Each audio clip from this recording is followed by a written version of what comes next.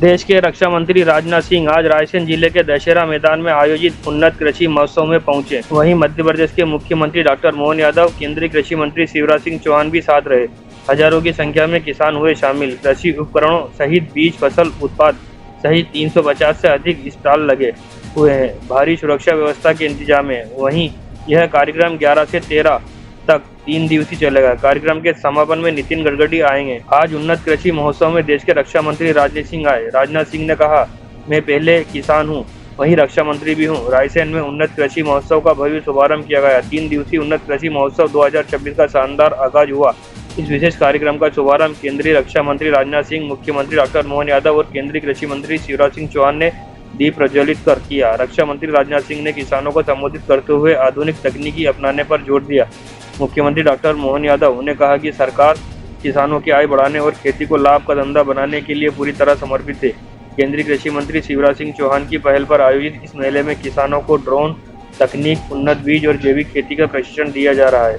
महोत्सव में बड़ी संख्या में किसान आधुनिक कृषि यंत्रों और नवाचारों को देखने पहुंचे। आज इंडिया न्यूज से मनोज शर्मा की खास खबर। हमारे बीच माननीय राजनाथ सिंह जी और खेत में किसान दोनों का मान सम्मान बराबर है। ये आयोजन आप दोनों की गरिमा बढ़ाने वाला हमारे लिए सौभाग्य की बात है। आज सीमा पर भी देश सुरक्षित है और हर क्षेत्र में किसान के माध्यम से भारत का मान बढ़ रहा है, सम्मान बढ़ रहा है। अब खाद्यान्न उत्पादन के लिए देश दोगुना निर्यात कर रहा है। ये भारत सरकार का कमाल है। जोरदार ताली बजाओ। दोगुना निर्यात किसको कहते हैं? कांग्रेस के जमाने में खाने के गेहूं भी आयात करने पड़ते थे और 60-70 के दशक में तो कांग्रेस के नेताओं के माध्यम से देश ने कहा कि खाने की जो तकलीफ है तो उपवास के मार्ग में ले जाए। लेकिन आज अपने इस बात का गर्व है, अकेला रायसेन 47 देशों में बासमती चावल का निर्यात कर रहा है। जोरदार ताली बजाएं अपने खुद के लिए। यह कोई दान नहीं है। मैं मानता हूं यह आपकी परिश्रम, आपके मेहनत का यह सम्मान है। ये पैसा इसलिए दिया जाता है ताकि आप बीज खरीद सकें, आप खाद खरीद सकें, आप अपने खेतों में कोई भी जरूरी काम जो करना आवश्यक हो वह कर सकें।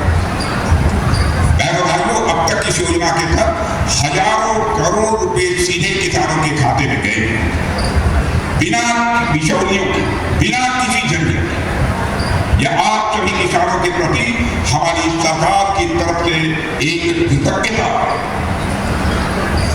और इसी तरह प्रधानमंत्री फसल बीमा योजना भी सरकार द्वारा किसान भाइयों को दिया गया। मैं मानता हूं यह सामान्य उपहार नहीं है, बल्कि यह अनमोल उपहार है। कभी बारिश कम हो जाए, कभी बारिश अधिक हो जाए, कभी ओले पड़ जाए, कभी कीड़े लग जाए।